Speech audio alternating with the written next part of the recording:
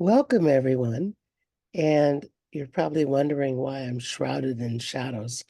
We're having a major storm here in Maine, and we have no electricity. So thank you for batteries. And I'm thrilled to introduce Carolyn Atkinson, who is the CEO of WIALI, which is an organization that's focused on working with Aboriginal people and even non-Aboriginal people around trauma. And she's also a faculty at Melbourne University. And she'll be speaking at our conference this January. And I'm inviting her to tell us a little bit about what she'll be speaking on. Thanks so much, Lewis. Actually, it's really interesting. You say you're in the middle of a storm there. And in fact, what I'll be talking about is, and it's titled In the Eye of a Storm, which are community-led Indigenous informed responses during a natural disaster. As we know, there's so much going on in the world, and climate change is upon us. And so there are more climate-related disasters happening in the world. And we had one in 2022 where I live in Lismore, Australia. We had an enormous flood. It was 16 metres high. And I explained to people that the height of the McDonald's sign, because people seem to know how high those big McDonald's signs are, was how high the water was in our CBD, which was Lismore. It was a catastrophic flood. It pretty much wiped out our town, which is our main centre. People's lives, their pets and their homes were destroyed. Now, what I'm going to talk about in the conference is our response to it, because what usually happens is the government will come in and they have a certain response to disasters, and it's a very clinical response.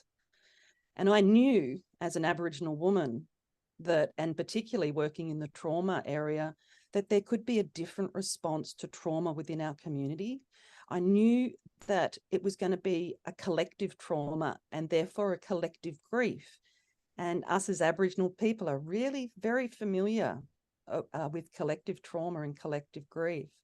And so we'd been working in that area for a really long time. And so I assumed that our response to the past collective trauma and collective grief, that could be translated to a disaster situation.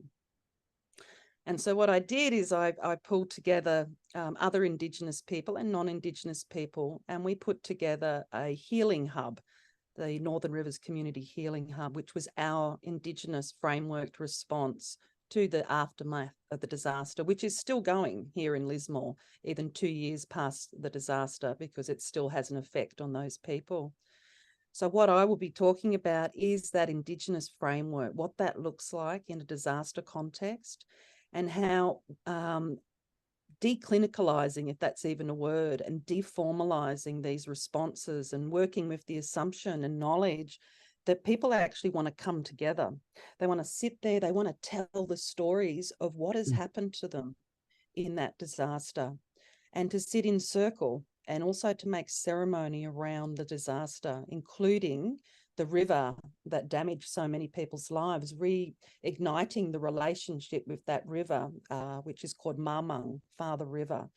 We knew that would be really important to actually build that relationship back, or for some people it was actually building a relationship with that river for the first time, to understand how important it is for us to live as one with the natural environment.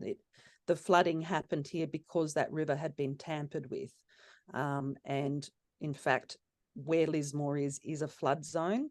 It's a floodplain, and people had built their houses on there. So it was trauma recovery from an Indigenous framework, but it was also our knowledge of the importance of sitting together to tell stories together, to reconnect with the natural environment that can become quite fearful, and to also talk about a future where we're actually looking after our natural environment so we can live more at one with it, I guess. So really that's what I'll be talking about. And I won't go into too much detail of what that framework is, but certainly it is around connection, belonging, yarning, which means storytelling, ceremony, and just literally being together to make sense of it. And one important part is somatic approaches. So we danced together and we sung together, we weaved together, we moved our hands, and we got through the disaster and the aftermath of disaster using that really gentle, non-clinical, deformalized framework. Excellent. You remind me of our friend Wayne Thorpe, who you may know, but he's a Gunai Kurnai man in East Gippsland. And Yeah. when there were the fires there, he did an amazing thing. He and his Aboriginal dance troupe worked to help all the people through the fires. But the most profound thing that he said, we know, we knew how to prevent the fires, and you didn't listen to us. And we're still trying to help you. Mm-hmm. And that was So just so moving. yeah, absolutely. And you know that we have all different techniques across this country. When it comes to fires, there's what we call cold burning, which has been practiced for just thousands and thousands of years, and it prevents the fires building to the point where they're hot burning fires. It's the same as the floods. If we looked after the river, if we didn't dam certain parts of the river, if we didn't live in floodplains, if we listened to the local mob here, the Budjalak people, which are my ancestors, that disaster would not have happened. We do have climate change, but climate change is man-made, but we do have some solutions. And I think that also provides some hope too. Yeah, and it'll be so exciting to hear about some indigenous technologies for managing the impacts of climate change. So Yeah. thank you so much. And we'll so look forward to hearing from you in January. Oh, I'm really excited. I'm sorry, Wack, I can't physically come over there, but with technology, we'll get through. We'll get through. All right. Yeah. Thank you.